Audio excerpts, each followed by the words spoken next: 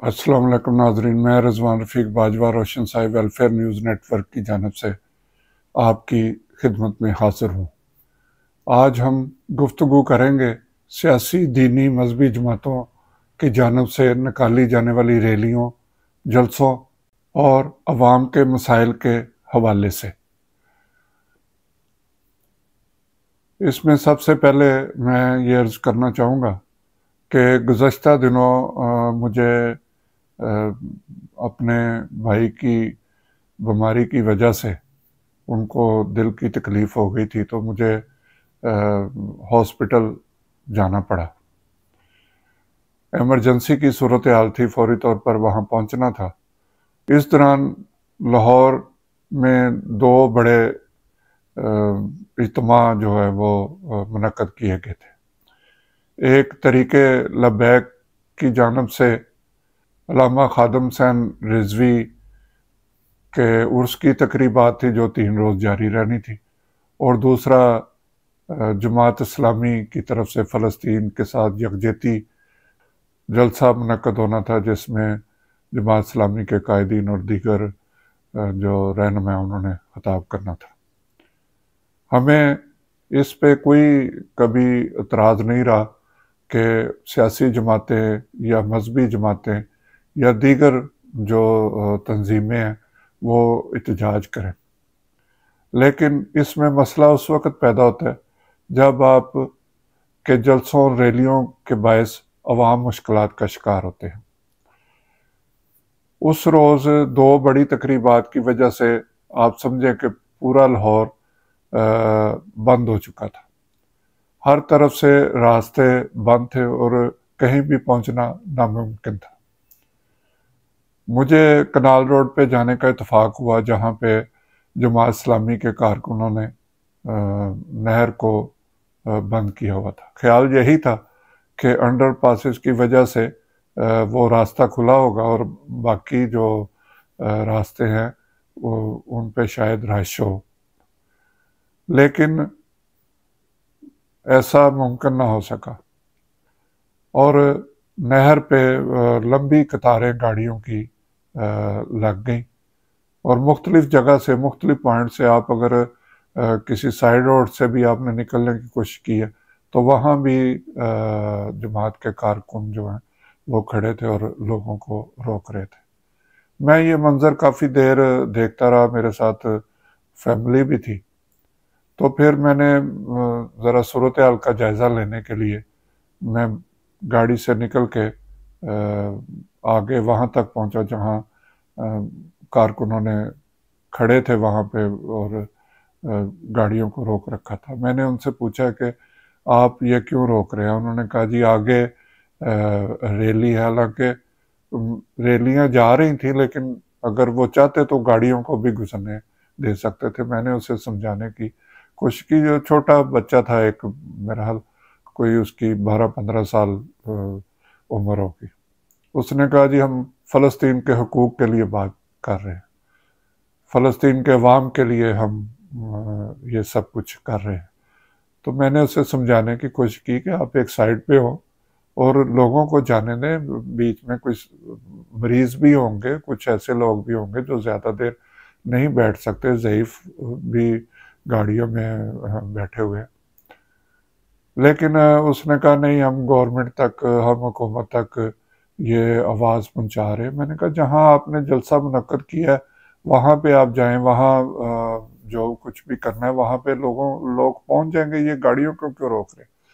उसने कहा हम गवर्नमेंट को पैगाम दे रहे हैं। मैंने कहा ये कौन सा तरीका है पैगाम देने का आप लोगों को? ये लोग तो आपके साथ शामिल नहीं है ना, ये तो अपने ज़रूरी कामों के, जिस तरह कि मैं घर से निकल रहा हूँ एमरजेंसी की सूरत हाल में।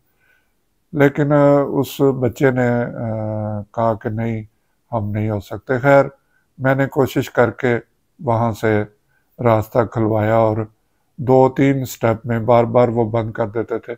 मैं उन्हें समझा बुझा के साइड पे करता रहा। 1-2 और लोग भी आए, लेकिन अगर गाड़ियों में बैठे हुए कुछ लोग तकलीफ़ का एहसास करते और सिर्फ वहाँ बैठ के ही बातें ना करते और बाहर निकल के उनको اچھے طریقے سے سمجھانے کی کوشش کرتے تو مسئلہ حل ہو سکتا تھا۔ خیر وہاں سے راستہ ہم نے کھلوایا، گاڑی وہاں سے نکلی۔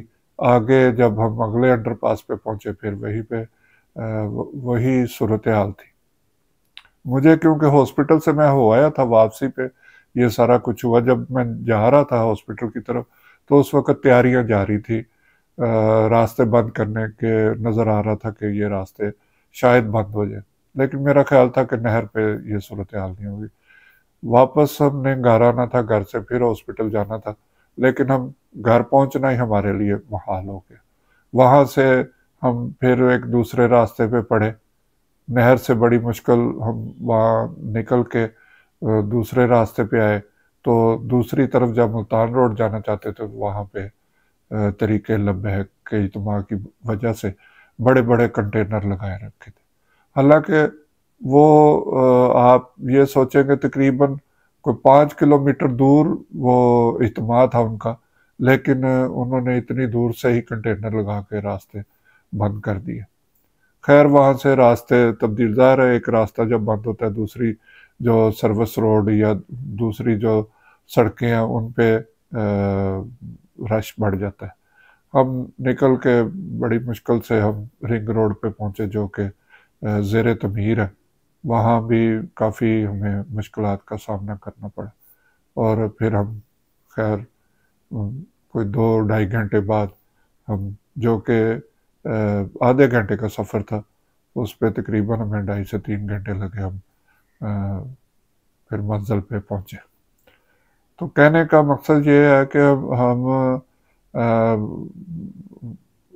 سیاسی جماعتوں سے، دینی جماعتوں سے یا مذہبی اجتماع کرنے والے جو لوگ ہیں، عرس کی تقریبات ہوں یا ان کا کوئی اجتماع ہو، تو اس پہ اخلاقی طور پہ آپ کو روڈ بند نہیں کرنے چاہیے بلا وجہ۔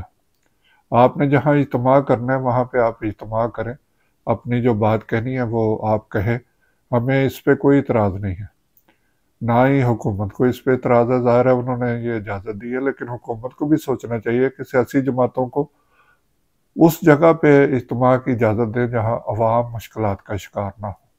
سڑکوں میں جلسے کرنا، ریلیاں نکالنا اور عوام کو تکلیف میں مبتلا کرنا، وہ سیاسی جماعتوں سے کوئی محبت نہیں، یہ نفرت کا عنصر اس میں پیدا ہوتا ہے۔ سارے ہی پاکستانی فلسطین کے عوام پہ جو ظلم ہو رہا ہے اس کی مخالفت کرتے ہیں، وہ اسرائیل کے اس عمل کو برا سمجھتے ہیں اور اس کی شدید مذمت کرتے ہیں، لیکن اس طرح ان کو اپنے ہی عوام کو سڑکوں پہ خوار کرنا، ان کو گھنٹوں گھنٹوں سڑکوں پہ کھڑے رکھنا، اور جو کارکن آپ نے کھڑے کیے ہیں ان کے ہاتھوں میں ڈنڈے پکڑا دینا کہ کوئی آگے بڑھے تو اس سے لڑنا جھگڑنا، تو یہ کارکنوں کی بھی تربیت کرنے کی ضرورت ہے کہ وہ اس لیے کھڑے نہیں ہوتے کہ اپنی عوام کو مارنا شروع کر دیں۔ اس کے لیے پولیس کو، سیاسی جماعتوں کو کوئی ایسا عمل اختیار کرنا چاہیے جس سے عوام مشکلات کا شکار نہ ہو۔ اس میں مریض بھی، ایمبولینس بھی انہی رش والے علاقوں میں پھنس جاتی ہے، لوگوں کی جان چلی جاتی ہے، تو اس سے سیاسی جماعتوں کو کیا فائدہ حاصل ہوتے ہیں۔ اس لیے سیاسی جماعتوں کے رہنما ہمارے بھی وہ رہنما ہیں جو دوسری جماعتوں کے جتنے بھی رہنما ہیں، سب کو مل کر عوام کے مسائل کے لیے وہ کھڑے ہوتے ہیں، عوام کے مسائل پہ بات کرنا چاہتے ہیں اور عوام کوئی تکلیف میں مبتلا کرتے ہیں، یہ بات سمجھ سے بالاتر ہے۔ امید ہے کہ سیاسی جماعتیں اور دوسری دینی مذہبی جماعتیں اور دیگر جو فلاحی جماعتیں ہیں وہ اس بات کو دھیان میں رکھیں گے کہ عوام کی مشکلات کو دور کیا جائے اور ایسا کوئی عمل نہ کیا جائے جس سے لوگوں کی جانوں کو خطرہ ہو۔ اس کے ساتھ ہی میں آپ سے اجازت چاہوں گا۔ اللہ ہم سب کا حامی و ناصر ہو۔ خدا حافظ۔